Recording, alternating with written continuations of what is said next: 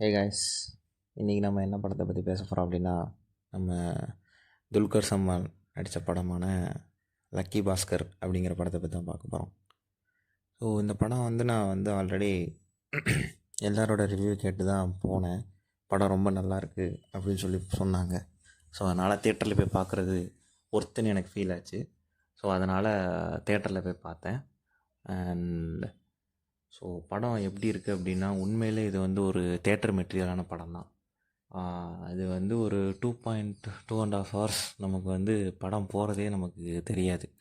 So அந்த ஒரு விஷயத்துக்காகவே நம்ம நம்பி இதை ஒரு ரூ. 150லேருந்து ரூ. 200 கொடுத்து தேட்டரில் போய் நம்மளோட டைமை ஸ்பெண்ட் பண்ணி பார்க்கலாம். ஸோ எந்த இடத்துலையும் நமக்கு போர் அடிக்காது. ஒரு நல்ல எக்ஸ்பீரியன்ஸாக இருக்கும். ஒரு விறுவிறுப்பாக போகும். And coming to the story, இந்த ஸ்டோரி யாரெல்லாம் இந்த ஸ்கேம் 1992ன்னு ஒரு சீரீஸ் வந்துச்சு. ஸோ அது பார்த்தவங்களுக்கு அதோட சாயல் கொஞ்சம் இருக்கிற மாதிரி தெரியும். அண்ட் லக்கிலி நான் அந்த சீரீஸ் பார்க்கல. ஸ்கேம் 1992 அந்த ஹிந்தி சீரீஸ் நான் அதை பார்க்காம தான் போனேன். அண்ட் எனக்கும் இந்த ஷேர் மார்க்கெட்டை பற்றி அவ்வளோவா தெரியாது. கடைசியாக அந்த குரு மணிரத்னம் அவர்களோட குரு படத்தில் பார்த்தது. அதுக்கப்புறம் கொஞ்சம் கொஞ்சமாக படித்தது உண்டு. அதுக்கப்புறம் படத்தில் பார்க்குறது இந்த படத்துக்கு தான் இப்போ நான் போய் பார்க்குறேன். ஸோ இந்த படத்தில் அதை வச்சு தான் கான்செப்டே பண்ணியிருப்பாங்க.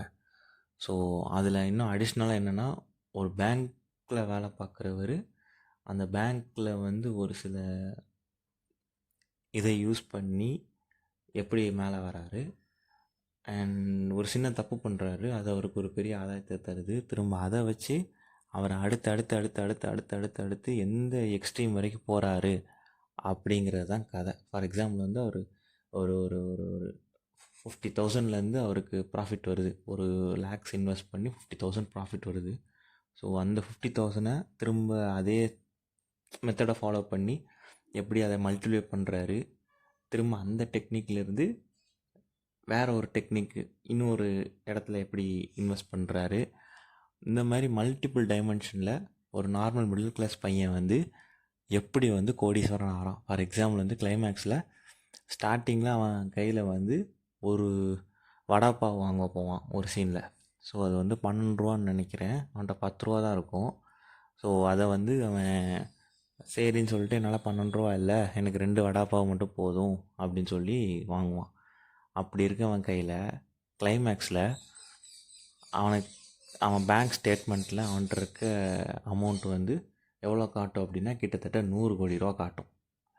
ஸோ இந்த மாதிரி ஒரு டிராஸ்டிக் சேஞ்ச் ஸ்டார்டிங்லேருந்து ஒருத்தன் எப்படி இவ்வளோ தூரத்துக்கு வந்தாங்கிறத நமக்கு டக்கு டக்கு டக்கு டக்கு டக்கு டக்குன்னு அந்த படம் மூவாகிறது உண்மையிலே இது பயங்கரமாக இருக்கும் பார்க்குறதுக்கு.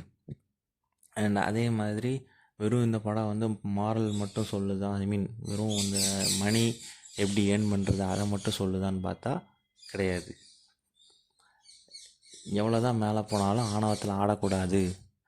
அப்படி ஆடினா என்னென்ன மாதிரியான பிரச்சனைகள் வருங்கிறதையும் ஒரு ஒரு ஒரு இதாக காட்டியிருப்பாங்க. ஒரு ஒரு சில சீன்ஸில் காட்டியிருப்பாங்க. அண்ட் மெயினாக அவன் சொல்கிறது சூதாட்டத்தில் எப்படி ஆடுறோங்கிறது முக்கியம் இல்லை, எப்படி முடிக்கிறவங்க தான் முக்கியம் அப்படிங்கிறத இன்றைக்கி ஷேர் மார்க்கெட்டில் இன்வெஸ்ட் பண்ணுற எல்லாருக்குமே அது ஒரு நல்ல ஒரு மெசேஜாக இருக்கும்னு தான் நான் நினைக்கிறேன். எஸ். ஸோ இந்த படம் ஓவராலாக ஒரு நல்ல theatre experience. And music okay நார்மலாக இருந்துச்சு. பாடல்களும் மெயினாக இது தெலுங்கு படம், அதை நமக்கு தமிழில் டப் பண்ணி கொடுத்துருக்காங்க. ஸோ இது டேரக்டர் யாருன்னு பார்த்தீங்கன்னா, நம்ம தமிழில் வாத்தின்னு தனுஷ் அவர்களோட படம் ஒன்று வந்துச்சுல, ஸோ அந்த டேரக்டர் தான் இந்த படத்தை எடுத்திருக்காப்புல. ஸோ மியூசிக் அந்தளவுக்கு எனக்கு பெருசாக இல்லை. பட் ஓவராலாக படம் ஒர்த்து. தேட்டர் மெட்டீரியல் தான். 2.5 ஹவர்ஸ் எந்த விதமான டிஸ்ட்ராக்ஷன் இல்லாமல் நம்ம போய் நல்ல விதமாக படத்தை பார்த்துட்டு என்ஜாய் பண்ணிட்டு வரலாம். ஸோ நீங்கள் படத்தை பார்க்கலன்னா, இப்போ எனக்கு எந்த படமுமே எது பார்க்குறதுனே தெரில, தேட்டரில் போய் பார்க்குறதுன்னு தெரில, அதனால் எனக்கு மணியை வேஸ்ட் பண்ண விருப்பம் இல்லை, நல்ல படமாக இருந்தால் நான் பார்க்க தயாராக இருக்கேன் அப்படின்னா நான் உங்களுக்கு சஜஸ்ட் பண்ண வேண்டியது இந்த படம் தான். ஸோ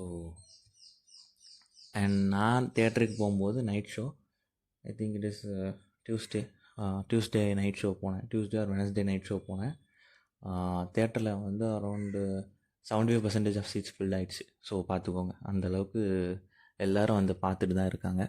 ஸோ நீங்களும் இந்த படத்தை பார்க்கலன்னா தேட்டர்லேயே பாருங்கள், ஒரு நல்ல எக்ஸ்பீரியன்ஸாக இருக்கும். அண்ட் உங்கள் படத்தை பார்த்துட்டு நம்ம எப்படி ரிவ்யூ பண்ணுறோம், ஸோ நம்மளோட படம் ரிவ்யூலாம் பண்ணுற விதங்கள் உங்களுக்கு பிடிச்சிருக்கா, இல்லை எதுலையும் திருத்தணுன்னா சொல்லுங்கள், நம்ம அதுக்கேற்ற மாதிரி திருத்திக்கலாம். தேங்க்யூ.